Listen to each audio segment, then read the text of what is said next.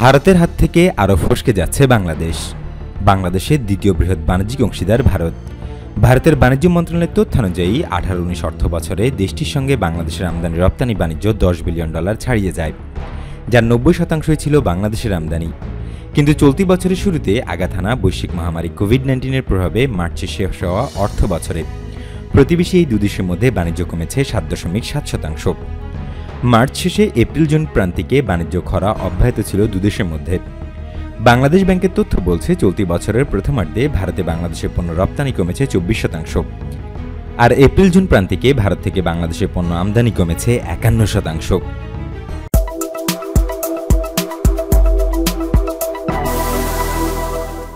ভারতের সঙ্গে বাণিজ্য সম্পর্ক রয়েছে বাংলাদেশের এমন ব্যবসায়ীরা বলছেন, প্রতিবেশী দেশটির সঙ্গে বাণিজ্য কমে যাওয়ার মূল কারণ করোনার আঘাত। ভারতের পশ্চিমবঙ্গে করোনার প্রকোপ কমেনি, তাই তারা আগের মতো বাংলাদেশে পণ্য পাঠাতে দিচ্ছে না, আবার বাংলাদেশ থেকেও পণ্য নিতে দিচ্ছে না। পশ্চিমবঙ্গ সরকারের কঠোর অবস্থানের কারণে ভারত থেকে বাংলাদেশে পণ্য আমদানিতে 17 থেকে 18 দিন বিলম্ব হচ্ছে। আবার বাংলাদেশ থেকে যখন রপ্তানি পণ্য নিয়ে যায় গাড়ি, তখন অনেক সমস্যার মুখোমুখি হতে হয়। ভারতের অন্যান্য রাজ্যের সঙ্গে পশ্চিমবঙ্গে যে সীমান্ত আছে তার সবগুলো ব্লক করে দিয়েছে প্রদেশটি। সব ধরনের পরীক্ষা নিরীক্ষা শেষে খুব সীমিত আকারে পণ্য আনা নেওয়া হচ্ছে। এই কারণে ভারতের অভ্যন্তরেও পশ্চিম বাংলার সঙ্গে ব্যবসা বাণিজ্য বিঘ্নিত হচ্ছে। ভারত বাংলাদেশ বাণিজ্যের 80 থেকে 90% হয়ে থাকে পশ্চিমবঙ্গ দিয়ে। আমদানি ও রপ্তানি বাণিজ্য পরিচালনায় বাংলাদেশ ভারত ঘোষিত স্থলবন্দরের সংখ্যা 23টির। এর মধ্যে বর্তমানে চালু আছে 11টি। চালু এসব স্থলবন্দরের 6টি পশ্চিমবঙ্গের সঙ্গে। বন্দরগুলো হচ্ছে বেনাপোল, হিলি, ভোমরা, বুড়িমারি, সোনা মসজিদ ও বাংলাবান্ধা স্থলবন্দর। করোনা পরিস্থিতির কারণে এসব বন্দর দিয়ে আমদানি রপ্তানি বাণিজ্যের গতি অনেক কমে গিয়েছে বলে জানিয়েছে India Bangladesh chamber of commerce and industries. তারা বলছেন, এইরকম একটা অবস্থায় একমাত্র উপায় হলো রেলে বেশি ব্যবহার করা। আরেকটা বিকল্প হলো নদীপথ ব্যবহার করা, কিন্তু নদীপথের ব্যবহার সীমিত। আগামী বছর শুরুর আগে দুই দেশের বাণিজ্য গতি স্বাভাবিক হবে না, এমন আশঙ্কা কারো কারো থাকতেই পারে।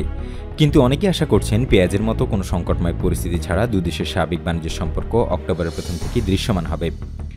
ভারতে বাংলাদেশ রপ্তানি করে এমন পণ্যের মধ্যে রয়েছে পোশাক শিল্পের ওভেন ও নিটওয়্যার, হোম টেক্সটাইল, কৃষি পণ্য, হিমায়িত খাদ্য, চামড়া ও চামড়াজাত পণ্য, ফুটওয়্যার, কাঁচা পাট, পাটজাত পণ্য, বাইসাইকেল। অন্যদিকে বাংলাদেশ আমদানি করে এমন পণ্যের মধ্যে আছে পেঁয়াজসহ মশলাজাতীয় পণ্য, তুলা, সুতা, সিরিয়াল, যানবাহন, সবজি, প্লাস্টিক, লবণ, বৈদ্যুতিক পণ্য, দুগ্ধজাত পণ্য, ফল, কাগজসহ আরও অনেক পণ্য।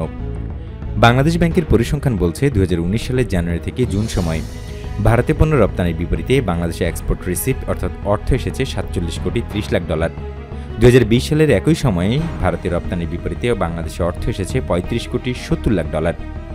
এই হিসেবে চলতি বছরের প্রথমার্ধে গত বছরের একই সময়ের তুলনায় ভারতে পণ্য রপ্তানি করে বাংলাদেশের আয় কমেছে 24%। বাংলাদেশের মোট আমদানির প্রায় 14%-এর উৎস দেশ প্রতিবেশী দেশ। বাংলাদেশ ব্যাংকের আমদানির ক্ষেত্রে এক্ষেত্রেও নেতিবাচক ধারা প্রকাশ পাচ্ছে। চলতি বছরের জানুয়ারি থেকে মার্চ সময়ে ভারত থেকে পণ্য আমদানির বিপরীতে বাংলাদেশের $171.8 লাখ অর্থ ব্যয় হয়েছে। এর পরের প্রান্তিকে এপ্রিল থেকে জুনে আমদানির বিপরীতে অর্থ ব্যয় হয়েছে $88.52 লাখ, যা গত বছরের একই সময়ে $183.46 লাখ। সেই হিসেবে এপ্রিল-জুন প্রান্তিকে ভারত থেকে আমদানি 51% কমেছে। ভারত সরকারের পরিসংখ্যানেও দুই দেশের বাণিজ্য কমে যাওয়ার প্রতিফলন দেখা যাচ্ছে। আন্তর্জাতিক সম্পর্ক বিশ্লেষকরা বলছেন, পেঁয়াজ পরিস্থিতিটি খুবই সরল। ভারতে পেঁয়াজ উৎপাদন হয় এমন যেসব এলাকা আছে সেখানে অতিবৃষ্টির কারণে ফসল ক্ষতিগ্রস্ত হয়েছে। ভারতের রাজনীতির বড় একটি অংশ পেঁয়াজ। অনেক দরিদ্র জনগোষ্ঠী আছে যারা পেঁয়াজ ছাড়া ভাতই খেতে পারে না। ভারতের অনেক অঞ্চলের মানুষ সবজি বেশি খায়, তাদের পেঁয়াজের ব্যবহারটা অনেক বেশি। আমাদের এখানে যেমন চালের রাজনীতি গুরুত্বপূর্ণ, তেমনি ভারতেও পেঁয়াজের রাজনীতি গুরুত্বপূর্ণ।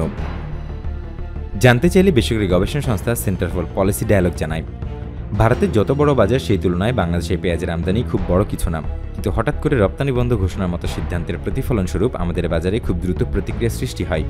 আমাদের প্রত্যাশা থাকবে অন্তত প্রতিবেশী দেশ হিসেবে যে দ্বিপক্ষীয় চুক্তিগুলো হচ্ছে সেগুলোর আলোকে ভবিষ্যতে সিদ্ধান্ত নেওয়া হবে।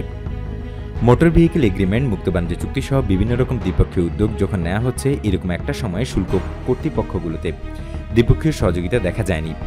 শুল্ক কর্তৃপক্ষগুলো সীমান্তে নিয়ন্ত্রণ ক্ষেত্র হিসেবে ভূমিকা পালন না করে ক্রসিং ক্ষেত্র হিসেবে ভূমিকা রাখবে বলে প্রত্যাশা বাংলাদেশের। ভবিষ্যতের জন্য এই বিষয়গুলোকে এখনই বিবেচনা নিতে হবে। কোভিডের সময় সমস্যা হয়েছে আমদানি রপ্তানি দুই ক্ষেত্রেই, আর সেটা বিশ্বের সব দেশের সঙ্গে দৃশ্যমান ছিল। ভুক্তভোগী ছিলেন কাঁচামালের ক্ষেত্রে আমদানি নির্ভর বাংলাদেশি রপ্তানিকারকরা, আবার বিশ্ববাজার থেকে আমদানিকৃত ফিনিশ প্রোডাক্টের বাংলাদেশি ভোক্তারাও ভুক্তভোগী হয়েছেন। সবাইকে ভুক্তভোগী হতে হয়েছে কোভিডের প্রভাবে। তবে ভারতের সঙ্গে বাণিজ্য বিঘ্ন বেশি দেখা গিয়েছে, কারণ সমুদ্রপথ ব্যবহার করে অন্যান্য দেশের সঙ্গে হওয়া বাণিজ্য স্বাভাবিক কার্যক্রম কম বেশি সচল ছিল, কিন্তু ভারত-বাংলাদেশ দ্বিপক্ষীয় বাণিজ্য 90% স্থলভিত্তিক হওয়ায় সমস্যা ছিল বেশি।